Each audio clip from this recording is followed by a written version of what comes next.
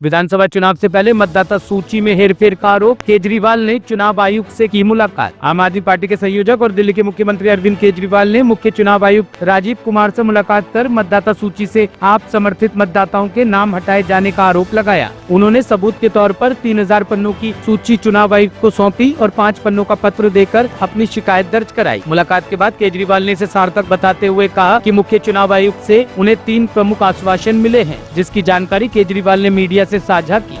हम लोग आम आदमी पार्टी की तरफ से आज हमारी एक टीम इलेक्शन कमीशन से मिली।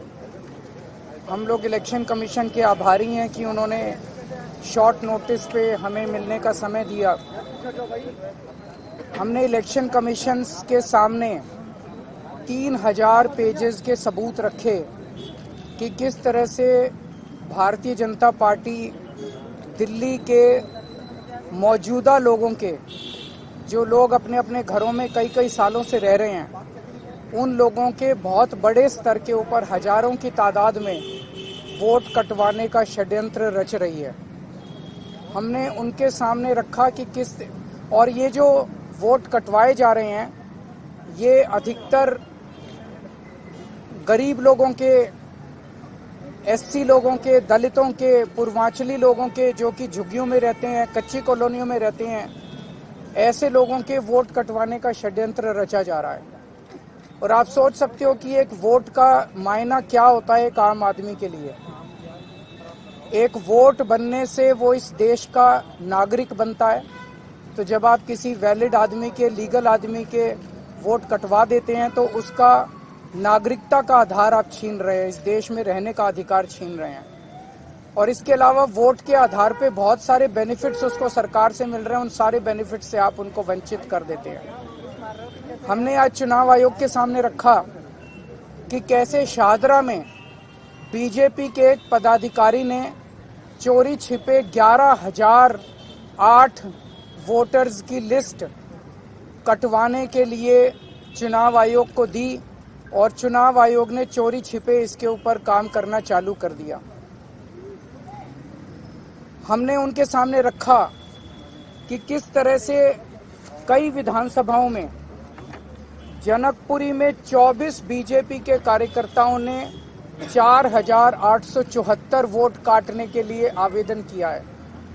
तुगलकाबाद में 15 बीजेपी के वर्कर्स ने 2,435 वोट काटने के लिए आवेदन किया है। तुगलकाबाद के एक पोलिंग बूथ की तो कहानी बहुत ही अजीबोगरीब है। बूथ नंबर 117, इस बूथ पे 1337 टोटल वोट हैं। उन 1337 में से 554 वोट काटने के लिए 2 लोगों ने अप्लाई किया। 554 वोट, यानी कि एक ही बूथ के 40% वोट काटने के लिए आवेदन किया इन लोगों ने। पालम में 9 बीजेपी के कार्यकर्ताओं ने 1641 वोट काटने का आवेदन किया है। राजौरी गार्डन में 6 बीजेपी के कार्यकर्ताओं ने 571 वोट काटने का आवेदन किया है। हरिनगर में 4 बीजेपी के कार्यकर्ताओं ने 637 वोट काटने का आवेदन किया है। करावल नगर में 2 कार्यकर्ताओं ने 3,260 वोट काटने का आवेदन किया है। मुस्तफाबाद में एक ही व्यक्ति ने 534 वोट काटने का आवेदन किया है। हमारी मांग थी कि ये मास डिलीशन बंद किया जाए। अभी समरी रिवीजन चुनाव आयोग ने किया है, मास डिलीशन बंद किया जाए और जिन जिन लोगों ने इस किस्म के आवेदन किए हैं उनके खिलाफ FIR दर्ज की जाए। चुनाव आयोग ने मोटे मोटे तौर पे 3-4 हमें आश्वासन दिए। एक तो ये कि कोई मास डिलीशन अब चुनाव के पहले नहीं किया जाएगा। दूसरा ये कि अगर कोई भी डिलीशन किया जाता है तो वो लिस्टों के आधार पर नहीं किया जाएगा। किसी को भी अगर डिलीशन कराना है तो उसे फॉर्म 7 भरना पड़ेगा, उसी के आधार पर डिलीशन होगा। और अगर चुनाव आयोग तय करता है कि कोई डिलीशन होना है तो उस पर पहले फील्ड इंक्वायरी होगी और फील्ड इंक्वायरी में BLO जो है वो अपने साथ बाकी पार्टियों के पदाधिकारियों को, रिप्रेजेंटेटिव्स को भी साथ लेके जाएंगे। तो सभी पार्टियों के रिप्रेजेंटेटिव्स के साथ फील्ड इंक्वायरी होगी और उस फील्ड इंक्वायरी के बाद ही किसी का नाम काटा जाएगा। ये बहुत बड़ा आज एश्योरेंस है चुनाव आयोग का।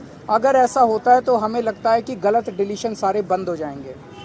एक और बात कही गई कि अगर कोई एक आदमी 5 से ज़्यादा डिलीशन के लिए अप्लाई करता है तो उस मामले में एसडीएम को खुद फील्ड इंक्वायरी के लिए जाना पड़ेगा और उस फील्ड इंक्वायरी में बाकी पार्टियों के लोग भी साथ जाएंगे।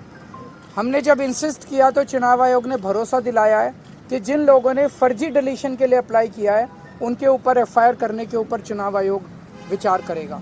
तो मुझे लगता है कि काफ़ी सकारात्मक मीटिंग रही चुनाव आयोग की। जो आज एश्योरेंसेस चुनाव आयोग ने दिए हैं, अगर ये सारे एश्योरेंसेस पूरे हो जाते हैं तो मैं समझता हूं कि दिल्ली के लोगों को फिर मास डिलीशंस की जो एक चिंता है वो चिंता करने की जरूरत नहीं है। टॉप स्टोरी ब्यूरो के लिए दिल्ली से रवि डालमिया की रिपोर्ट।